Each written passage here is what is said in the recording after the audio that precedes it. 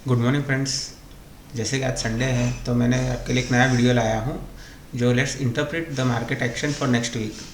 Market किस हिसाब से नेक्स्ट वीक मूव कर सकता है, हम उसके बारे में आज अभी डिस्कस करने वाले हैं। तो ये वीडियो ज़रूर से अंत तक देखिएगा और कोई भी सेक्शन को स्किप मत कीजिएगा, तो आपको सही से समझ आएगा कि मैंने किस तरह से स्टॉक मार्केट को और स्पेशली चार्ट एनालिसिस को इंटरप्रेट किया है। जैसे कि हम जानते हैं कि मार्केट में 3 हफ्ते से लगातार गिरावट का माहौल बना रहा था और दिस वीक मार्केट ने पहली बार आफ्टर 21 डेज पहली ग्रीन कैंडलस्टिक्स फॉर्म की है ऑन अ वीकली बेसिस। तो इसके मायने क्या है और इसके मायने आगे कब तक कैरी फॉरवर्ड हो सकते हैं, तो let's discuss on the charts. ये देखिए दोस्तों, आफ्टर 321 डेज़ की गिरावट आपको चार्ट्स पे दिखाई दे रही है और उसके बाद इसे हम क्या कहते हैं, this is called an piercing line pattern. Piercing line pattern आप गूगल पे जाके सर्च कर सकते हो। कितने मेरे टेक्निकल एनालिस्ट फ्रेंड है उनको तो पता ही होगा what is piercing line pattern. Piercing line जब भी बनती है definitely short term means for a very short brief period of fall will get arrested, means अभी के लिए जो गिरावट थी वो रुक चुकी है and we can see a bounce back. अब बाउंस बैक कहाँ तक होगा, किस लेवल्स तक होगा, तो आए समझते हैं चार्ट्स के हिसाब से। और 2-3 पॉजिटिव पॉइंट्स भी ऑन फंडामेंटल बेसिस सामने निकल के आए हैं जो मैं आगे के वीडियो में अभी आपको समझाने वाला हूँ। तो सबसे पहले हम बात करते हैं दिस पियर्सिंग लाइन पैटर्न।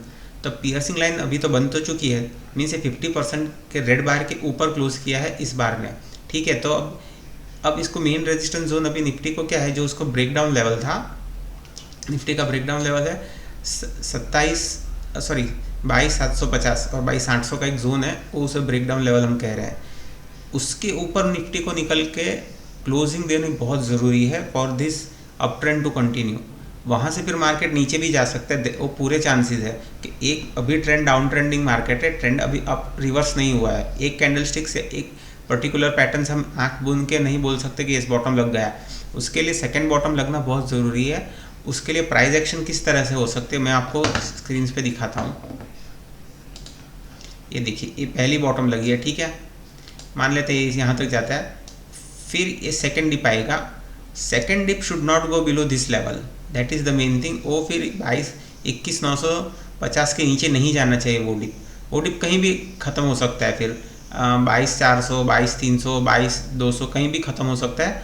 और देन उसके बाद उस डिप के बाद मार्केट शुड रिवर्स और ये हाई निकल जाना चाहिए, जो भी इस स्विंग का हाई होगा, means that any swing high can is possible, 22,700, 22,600 anything, जहाँ से मार्केट रिवर्ट करके नीचे जाएगा। और सेकेंड अटेम्प्ट में जब वो अपना हाई क्रॉस करेगा ना, then we can say yes temporary bottom is formed. So this is called an price action of forming a bottom. जब भी बॉटम लगता है तो किसी हिसाब से लगना चाहिए, तो वो स्टेबिलिटी देता है जनरली। तो ये हिसाब से आप अपने माइंड में रखिएगा कि बॉटम किस तरह से फॉर्म हो सकते हैं। और अब मैं नेक्स्ट 1-2 पॉइंट आपको बताने वाला हूँ जो नए टेक्निकल एनालिसिस सीखते हैं दोस्तों, उनके लिए बहुत हेल्पफुल ये पॉइंट रहने वाला है। अब देखिए, नीचे मैंने अभी RSI रखी हुई है।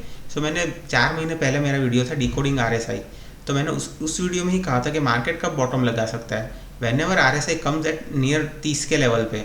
तो देखिए, इस हफ्ते भी मार्केट की on weekly basis RSI has gone down till 30 levels, 30 level तक मार्केट यहाँ देखिए, ये 2022 में 36 तक आ गई थी, फिर ये यहाँ पे 36 तक आ गई थी 2023 में। फिर इस हफ्ते देखिए 25 फरवरी 32 तक आ गई थी नीचे में RSI। So very down levels on RSI base. और जब RSI इतनी नीचे जाती है ना, तो there is a temporary bounce back तो आता ही है मार्केट में। अब फंडामेंटल अगर सपोर्ट कर दे हमें, तो डेफिनेटली ये temporary bounce back permanent bounce back में भी बदल सकता है, ये बात आप ध्यान में लीजिएगा। And second most important point, market has taken support at 100 weeks exponential moving average. कुछ भी लोग कहते हैं कि एवरेजेस लैगिंग है, लेकिन बुरे वक्त में हमेशा moving averages is main indicator बन के सामने निकल के आता है। ये बात ज़रा ध्यान से सुनिएगा, मुश्किल वक्त में हमेशा मूविंग एवरेजेस ही अच्छे से अपना इंटरप्रिटेशन क्लियर कट हमें समझाती है। एंड देयर इज़ नो, बहुत ही पेसिमिज्म हो जाता है मार्केट में, या देयर इज़ ऑप्टिमिज्म भी बहुत ज़्यादा हो जाता है। मीन्स कोई एवरेज टूटती है तो हम समझने लगते हैं कि there is a top making, और जब एवरेज के ऊपर आने लगता है मार्केट, जब मार्केट बेयर मार्केट में हो, then we start thinking of a pull back rally. तो इसी तरह यहाँ पे देखिए 2022 में ये ब्लू लाइन पे सपोर्ट लिया मार्केट ने, फिर 23 में भी यहाँ पे ही सपोर्ट लिया, और देखिए इसका कमाल, इस हफ्ते भी यहीं से सपोर्ट लिया है मार्केट ने। So moving averages are very very helpful indicator, ये भी आप समझ लीजिएगा जो भी नए सीखते हैं टेक्निकल एनालिसिस। तो moving averages on a weekly basis are also consider to be a very good support. अब 2-3 पॉइंट मैं आपके साथ डिस्कस करना चाहता हूँ रिगार्डिंग फंडामेंटल चेंज जो हुआ है इस हफ्ते, वो बहुत ही इंपॉर्टेंट है। देखो विदाउट फंडामेंटल चेंज कोई भी डॉलर का पैसा आएगा नहीं इंडिया में। तो फंडामेंटल एक पॉजिटिव ट्रिगर क्या हुआ है, डॉलर इंडेक्स का गिरना। तो अभी मैं आपको डॉलर इंडेक्स का चार्ट दिखाना चाहता हूँ। यस दोस्तों, ये देखिए बिग रेड माराबोजू कैंडलस्टिक्स ऑन अ डॉलर का चार्ट है, ये डॉलर इंडेक्स का चार्ट है, डॉलर का नहीं, डॉलर इंडेक्स। तो डॉलर इंडेक्स में हमें इस हफ्ते 3.5% की स्टीप गिरावट देखने को मिली है। तो मीन्स डॉलर इंडेक्स वीक होता है ना, तो इमर्जिंग मार्केट्स के लिए अच्छी बात रहती है। ये बात हमेशा आप ध्यान में लीजिएगा। Whenever dollar index falls it is good point for emerging markets, specially जो MSCI में आते हैं, Mexico, China, Russia, Brazil, India, उन खास करके इन 5-6 नेशंस के लिए काफ़ी अच्छी बात होती है डॉलर इंडेक्स का वीक होना। मीन्स FI का आउटफ्लो डॉलर इंडेक्स से फिर से MSCI इंडेक्स में आ सकता है, ये भी एक बहुत बड़ी पॉजिटिव ट्रिगर है। और ये माराबोजू कैंडलस्टिक्स के क्लियरली कट विजिबिलिटी है कि डॉलर इंडेक्स अभी तो साइडवेज टू नेगेटिव ही रहेगा, अभी तुरंत तो वापस से ऊपर नहीं जाने वाला है।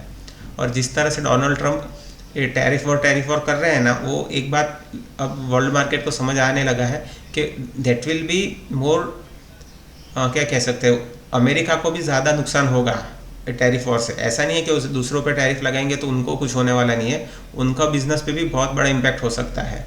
तो ये बात आप अभी वर्ल्ड मार्केट को समझ आ रही है।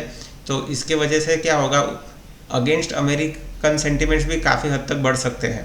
तो ये बात वो लोग भी ध्यान में लेंगे और टैरिफ वॉर पे इतना कॉम्प्रिहेंड नहीं करेंगे जो वो लोग पहले 1-2 हफ्ते से कर रहे थे। तो ये बात भी देखने लायक होगी। और सेकंड पॉजिटिव पॉइंट क्या निकल के आया है फ्रेंड्स, क्रूड का गिरना। क्रूड ने भी बहुत अच्छे 4% की गिरावट हमें इस हफ्ते देखने को मिली है, जो अपना सबसे लोअर ट्रेजेक्ट्री है, जो आई थिंक लास्ट 2-3 साल से क्रूड उसको रिस्पेक्ट कर रहा है, मीन्स ये 5600 लेवल्स को। तो इस हफ्ते भी हमें क्रूड में 4.5% की गिरावट देखने को मिली। इंडिया के लिए तो बहुत ही अच्छी बात रहती है, जब भी क्रूड गिरता है मीन्स अपना इंपोर्ट बिल कम हो जाता है, ठीक है।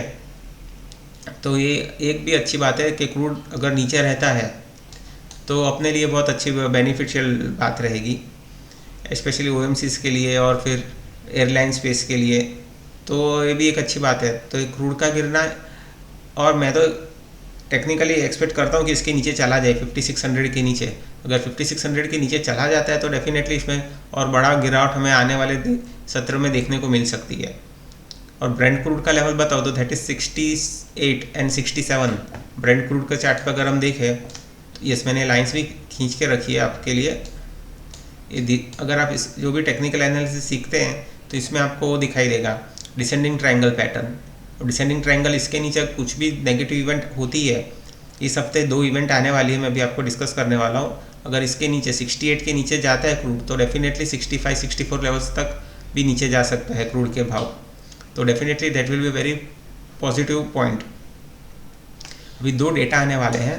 फर्स्ट ऑफ ऑल पहला डेटा आएगा Indian inflation data and second inflation data आएगा यूएस का।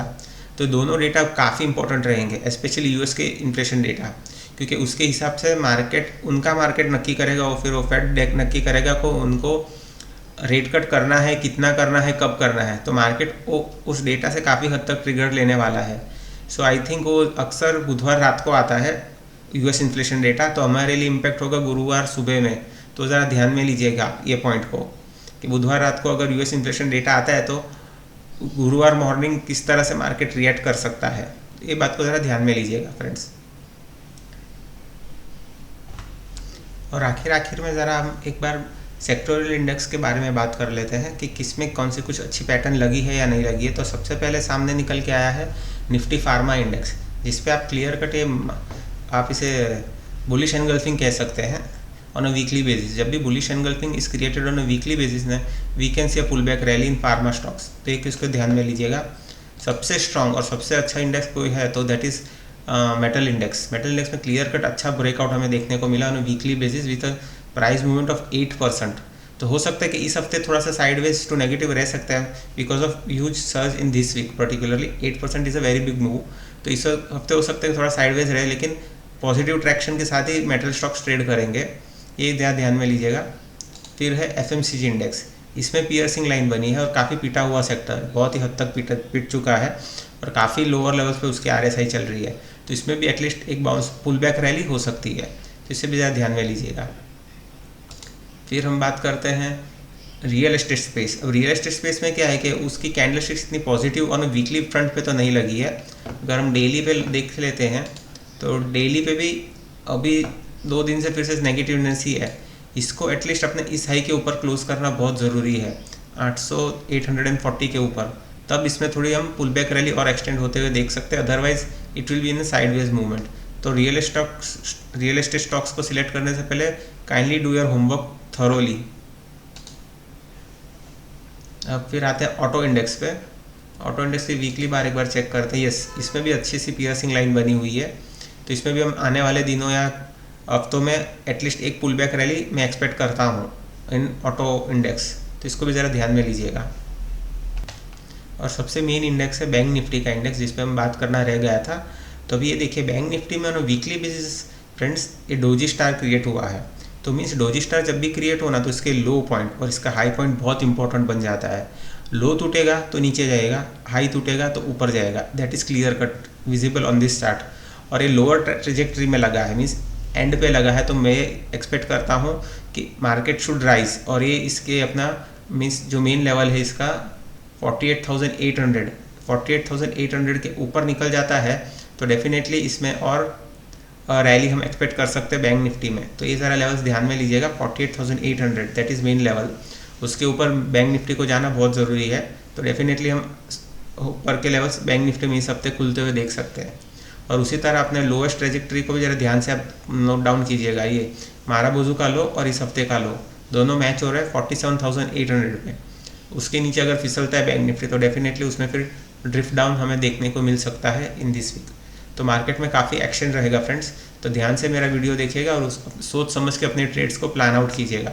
कोई भी रश में बाइंग मत कीजिए। पहली बात तो ये एक बाउंड टेम्पररी रैली हो सकती है, तो डू ओनली हेजिंग के साथ ट्रेड कीजिए, परफेक्ट अपना माइंडसेट क्लियर रख के ही ट्रेड कीजिएगा।